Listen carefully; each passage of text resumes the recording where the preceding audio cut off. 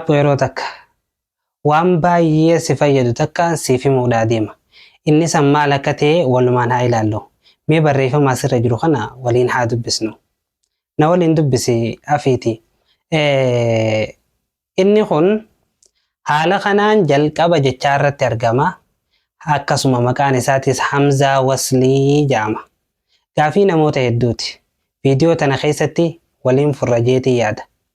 Haga dhumaatti yoo dhaggeeffatte waa hedduu irraa baratta.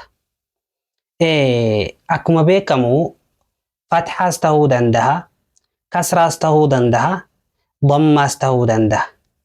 Wanni gaafii ta'e maali ni beeytanii?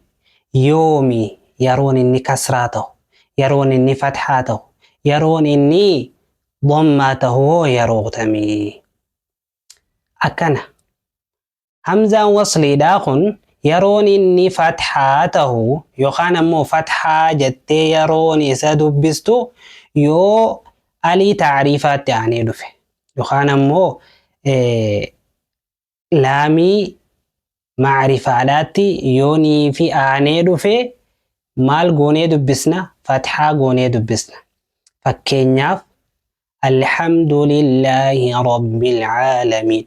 Alhamdu jechi jawwon aliidhaatti laamitti aanee dhufe jechuun.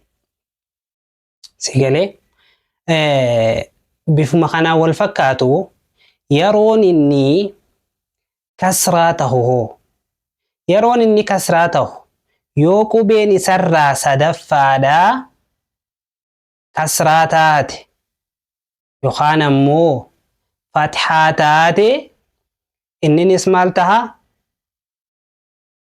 Fathaa kasraa goonee dubbisnaa jechuudha. Kunoo misaala isaatis asirratti dubbisuu dandeessan. Isa kanamma haala kanaan maal goonaa? Kasraa goonee dubbifnaa jechuudha.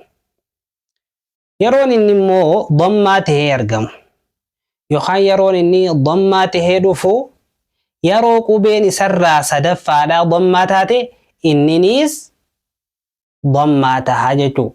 Haaluma misaala isaa asirratti agartan kana fakkeenya isaa. Hojjetoota kabiraatis hedduu jira kun asirra jira. Bifa kanaan addaan baafachuu dandeessaa jechuudha. Hamzaa Waslii jechuun isa kana maalummaan isaatis kana. Waan isin dhibe yoo jiraate koomenti naaf godhaa. Garuu namaaf dabarsuu hin dagatin.